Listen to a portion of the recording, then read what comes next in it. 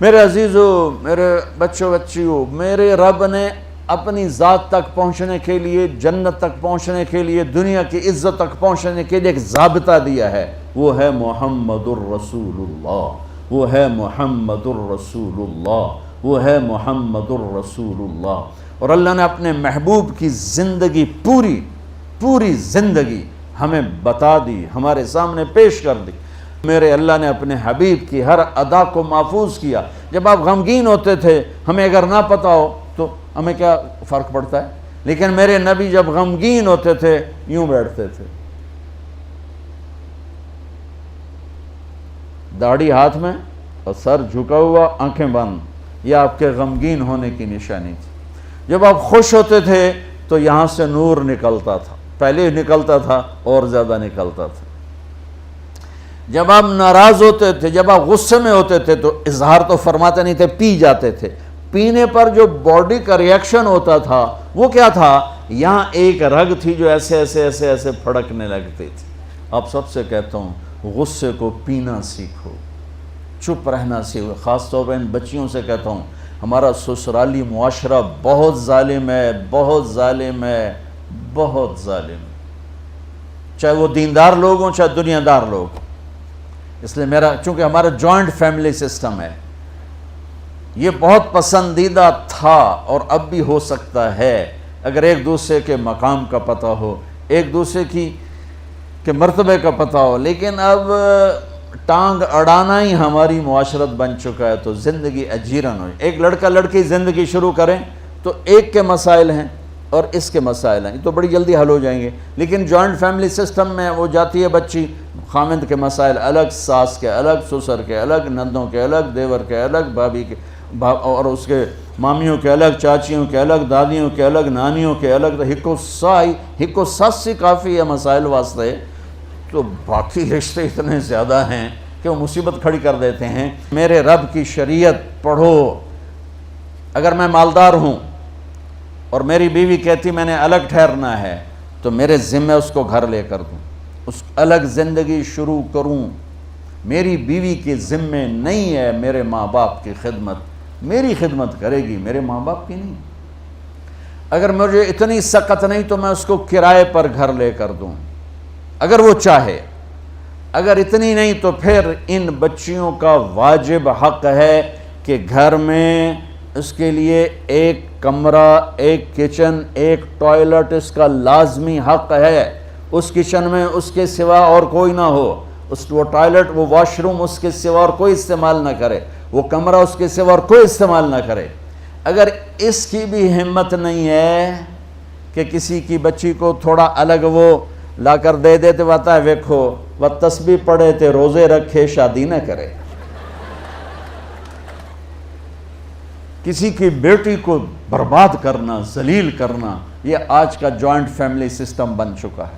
اور میں قربان جاؤں، میرے نبی نے فرمایا، یہ جو میرے مدینے کے صحابہ ہیں ان کی ایک جگہ آپ نے تعریف کی، یہ جو میرے مدینے کے صحابہ ہیں یہ بڑے اچھے ہیں، ان کے گھر میں جب کسی کی بیٹی کی ڈولی اترتی ہے تو اسے یہ احساس ہی نہیں ہوتا کہ اپنے گھر میں ہوں یا سسرال کے گھر میں، اتنا اس کو پیار دیتے۔ آنے والی کو تو پیار دیا جاتا ہے تاکہ وہ پچھلے رشتوں کو بھلا دے، آنے والی کو عزت دی جاتی ہے تاکہ وہ پچھلی عزت کو بھلا دے، لیکن اگلے ہی دن اس کا ٹیسٹ شروع ہو جاتا ہے، یہ بیٹھی کیوں نہیں، یہ کھاندی کی پئی ہے، لہ تیری بیگم نے مینوں سلام ہی نہیں کیتا، میں اودی ساسا، مینوں پانی ہی نہیں پوچھا۔ میرے نبی کی زندگی پڑھو، کیا خوبصورت زندگی ہے، کیا میرے نبی نے 11 شادیاں کیوں کی؟ اللہ کی قسم ہمیں زندگی سکھانے کے لیے۔ سنو حدیث سن لو، ما لی فی النساء من رغبت، مجھے عورتوں کی کوئی خواہش نہیں ہے۔ اور سن لو، ما تزوجت وما زوجت الا بوحی من السماء، میں نے جہاں شادی کی، جہاں بیٹی کی شادی کی، پہلے آسمان سے وحی آئی پھر میں نے شادی کی۔ 40 سال ایک ایجڈ عورت کے ساتھ گزارے، 2 نکاح میں بیوہ ہو چکی ہیں۔ ابو حالہ سے پہلے ورقہ بن نوفل سے منگنی ٹوٹی، ابو حالہ کے نکاح میں بیوہ ہوئیں، ابن عابد کے نکاح میں بیوہ ہوئیں، پہلے سے 2 بچے، ایک ہند ایک حالہ، اور ابن عابد کا ایک بیٹا ہوا، اس کا نام مجھے کہیں نہیں ملا۔ 2 نکاحوں سے بیوہ، ایک جگہ منگنی ٹوٹ کے میرا نبی 25 سال کے، وہ 40 سال کی، اور آپ نے زندگی کے 25 سال ان کے ساتھ گزار دیے کہ آنے والا باطل جب اس قسم کے خرافات بولے گا تو ہم کہہ سکیں گے کہ اگر ہمارے نبی کو عورتوں کا شوق ہوتا تو 25 سال کا آدمی، وہ 40 سال، وہ تو کہے گا مجھے 20 سال کی لڑکی سے کرنی، اور پھر میرے نبی کا حسن۔ پھر جب آپ 50 سال کے ہو گئے تو آپ نے دوسری شادی کی حضرت سودا سے، 50 سال کی ہوں، وہ بھی 50 سال کی تھی۔ پھر حضرت عائشہ سے نکاح ہوا۔ پھر جب مدینے گئے تو آپ نے وہاں جا کے 9 شادیاں کی۔ میرے بھائیوں، میرے بچوں، اللہ کی قسم تمہیں ہمیں گھر کی زندگی سمجھانے کے لیے، یہ 1 لوٹا پانی لے لو نماز ہو جائے گی۔ اور افریقہ میں گیا، اتنے پانی کے ساتھ لوگ وضو کرتے ہیں، جو انہوں پانی کم ہے نا، تو صحرائی ہے، تو وہ ہماری طرح پانی بہاتے نہیں، وہ ایسے کر کے یوں کر کے اس کو سارا گیلا کر لیتے ہیں۔ تو وضو کے لیے تو 5 لوٹے پانی چاہیے اور 1 گھنٹہ چاہیے، اور نماز کے لیے 1 گھنٹہ پانی چاہیے۔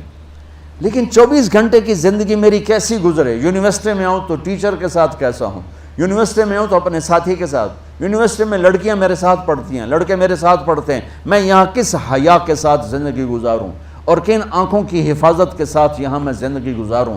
میرا اللہ مجھ سے یہاں کیا چاہتا ہے؟ جب میں گھر میں جاتا ہوں، اگر میں بچہ ہوں اور میری ماں اور باپ ہے تو میرا اللہ مجھ سے کیا چاہتا ہے؟ اگر میں خامند ہوں تو میرا اللہ مجھ سے کیا چاہتا ہے؟ میں گھر میں داخل ہوں میرے نبی کے طریقے کے ساتھ تو میں باپ ہوں، میں گھر میں آؤں اور میرے بچے سہم رہے ہوں تو میں باپ نہیں، میں تھانے دار ہوں، میں پروفیسر نہیں ہوں، میں تھانے دار ہوں۔ میں گھر میں انٹر ہوں اور میری بیوی پریشان ہو جائے تو میں خامند نہیں ہوں، میں تھانے دار ہوں۔ میں کلاس روم میں آؤں اور بچوں کے چہرے لٹک جائیں تو میں پروفیسر نہیں ہوں، تھانے دار ہوں۔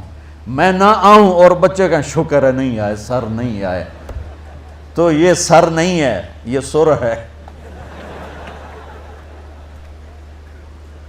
سر وہ ہوتا ہے جس کے آنے سے بچوں کے چہرے کھل جائیں، خامند وہ ہوتا ہے جس کو دیکھ کے بیوی خوش ہو جائے، بیوی وہ ہوتی ہے جس کو دیکھ کے خامند خوش ہو جائے، اور دیکھ کے دوبارہ باہر بھاگنے کو جی چاہے تو بیوی تو ڈین ہوئی ہوتا۔ تو میرے نبی نے 11 گھر آباد کر کے ہمیں ایک زندگی سکھائی۔ اور بچوں، اگر اپنے نبی کی ساری زندگی کا خلاصہ بتاؤں تو 2 حدیثوں میں آ جائے گا۔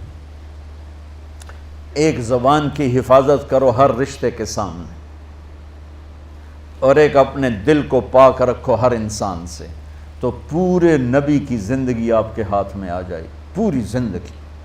ہمارے ہاں صرف عبادات اور تسبیح تک کا دین موجود ہے، لیکن میرے نبی کی معاشرت، میرے نبی کے اخلاق، میرے نبی کا عزت دینا دیکھو، عزت دینا دیکھو۔ اب ٹیچر بیٹھے ہیں آپ کے ساتھ، بچے بیٹھے ہوئے ہیں، آپ کو کوئی بلاتا سر تو آپ یوں کرتے ہیں، ہاں۔ میرے نبی کو کوئی بلاتا تھا تو وہ کیا کرتے تھے؟ وہ تو سارے سروں کے سر تھے نا، سرداروں کے سردار۔ اب بیٹھے ہوئے ہیں تو میرے نبی کو کوئی بلاتا یا رسول اللہ تو آپ یوں نہیں کرتے تھے، آپ یوں کرتے تھے، جی، فل چہرہ بھی چھاتی بھی۔ ادھر سے کوئی بلاتا یا رسول اللہ تو آپ یوں نہیں کرتے، آپ یوں کرتے تھے۔ کوئی ادھر سے بلاتا ہے، رانجھا صاحب مجھے بلاتے ہیں ادھر سے، ہاں جی میں تو اتنا ہی کہوں گا۔ لیکن جب میرے نبی کو کوئی بلاتا تو آپ یوں کیا کرتے تھے۔ اور جب آپ کھڑے ہوتے تھے اور آپ کو کوئی بلاتا تھا تو آپ یوں نہیں کرتے تھے، آپ یوں کرتے تھے، اور ساتھ اسمائل دیتے تھے، پورا مڑتے تھے، چھوٹے کے لیے بھی بڑے کے بھی۔ بیٹی فاطمہ گھر میں آتی ہے، بچوں کو کس طرح ڈیل کیا؟ میں روزانہ میرے پاس بچہ گستاخ ہے، بچہ نافرمان ہے، باپ جی بچہ اب سنتا نہیں ہے، بچہ یہ ہے، بچہ وہ ہے۔ ایک نبی کی حدیث سن لو، بچے تمہارے غلام ہیں۔ آپ سب باپ بیٹھے ہو، جتنے آپ ٹیچر بیٹھا ہو، اب سب باپ بیٹھے ہو۔ جو مستورات ٹیچر ہیں وہ بھی ماں بیٹھی ہیں، اور اصلی باپ اور ماں بھی بیٹھے ہوئے۔ میرے نبی نے فرمایا اکرموا اولادکم، اپنے بچوں کو عزت دو، عزت دو۔ میرے نبی کیسے عزت دیتے تھے؟ حضرت فاطمہ گھر میں انٹر ہوتی، اور یہ حضرت فاطمہ کا آنا کوئی 8ویں دن نہیں ہوتا تھا، گھر کے ساتھ گھر تھا، 2-4 گھر چھوڑ کے حضرت فاطمہ کا گھر تھا۔ ہر دوسرے تیسرے دن حضرت فاطمہ آتی ہیں، میرے نبی چیئر پہ بیٹھے ہیں، زمین پر بیٹھے ہیں، چارپائی پر بیٹھے ہیں، لیٹے ہوئے ہیں، جو ہی فاطمہ کو دیکھتے آپ کھڑے ہو جاتے۔ سبحان اللہ، کوئی اپنے بچوں کے لیے کھڑا ہوتا ہے؟ آپ لوگ کلاس روم میں آتے ہو تو آپ کے لیے بچے کھڑے ہوتے ہیں، اور میرے نبی کیا، یہ بچے آپ کی اولاد ہیں، میرے نبی کھڑے ہو جاتے، اور وہیں نہیں کھڑے رہتے تھے بلکہ تیزی سے آگے بڑھتے تھے، اور جا کر حضرت فاطمہ کا ہاتھ پکڑ لیتے تھے مسافر کے، اور پھر دیکھو مجھے یوں بوسہ لیتے، پھر ہاتھ پکڑے پکڑے پکڑے لے کر آتے، پہلے حضرت فاطمہ کو بٹھاتے پھر خود بیٹھتے تھے۔ تو پھر کیا جنت کی عورتوں کی سرداری مل گئی۔ اپنے زبان کا بول میٹھا کرو، اپنے اخلاق اچھے کرو، اپنا چہرے کو خوبصورت کرو، جو اللہ نے دے دیا ہے، اس کو مسکرانے سے سجاؤ۔ مسلمان کو مسکرا کے ملنا بھی صدقے کا ثواب ہے، اور اس موبائل نے تباہی پھیر دی ہمارا۔ بچہ بات کر رہا ہے اور اماں لگی ہوئی ہے ڈرامے دیتے، ہاں بتاؤ سن رہی ہوں، بکو کیا بک رہے ہو، سن رہی ہوں۔ دیکھو اللہ کے واسطے، یہ فون ہے بھائی، فون ہے، اسے ضرورت کے لیے استعمال کرو، اس کو اپنے لیے لعنت مصیبت نہ بناؤ۔ ایک خاتون پیپر چیک کر رہی تھیں، ٹیچر تھیں، تو چیک کرتے کرتے رونے لگیں، تو ان کے خامن نے پوچھا کیا ہوا، تو انہوں نے پیپر آگے کر دیا، اوپر roll number dash dash dash, تو اس میں تھا کہ تم کیا بننا چاہتے ہو، ایک کویسچن تھا، تم کیا بننا چاہتے ہو، تو اس بچے نے یہاں سے شروع کیا، I want to be a smart phone, یہاں سے اس نے یہ بات، چھوٹے بچوں کا پیپر، تو وہ پڑھا کہ بھئی میں اسمارٹ فون بننا چاہتا ہوں، چونکہ میرے ماں باپ جتنا فون کو اہمیت دیتے ہیں اتنا مجھے اہمیت نہیں دیتے، تو میں اسمارٹ فون بننا چاہتا ہوں۔ تو اس کے خامن نے کہا تو اس میں تو کیوں رو رہی؟ کہا تمہیں پتہ یہ رول نمبر کس کا ہے؟ کہا نہیں، کہا یہ تیرے میرے بچے کا ہے۔ میرے نبی نے ایک زندگی سکھائی، آپ گھر میں آتے تھے مسکراتے ہوئے آتے تھے، اظہار محبت فرماتے تھے۔ عرب کے ماحول میں بیوی سے اظہار محبت عیب تھا، اور گرل فرینڈ بنانا ایک فخر تھا۔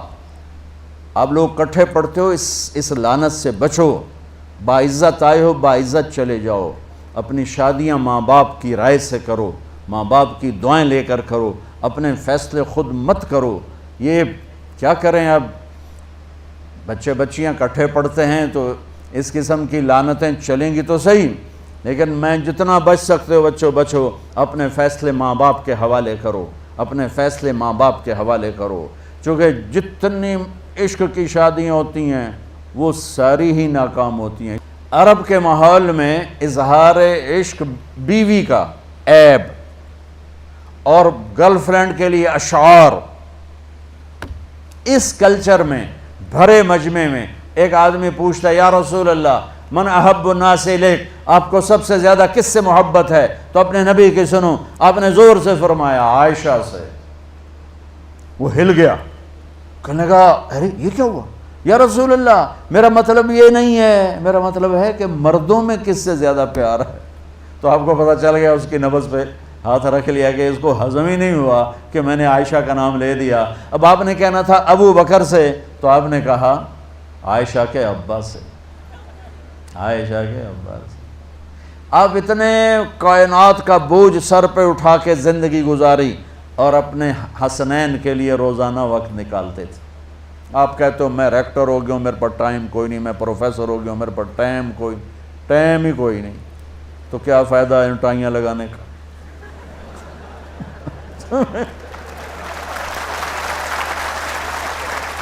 تمہارے لیے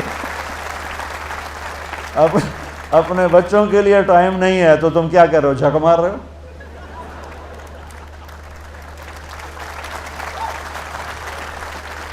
میرے نبی سے زیادہ مصروف کوئی آئے گا؟ بولو، جواب دو زور سے۔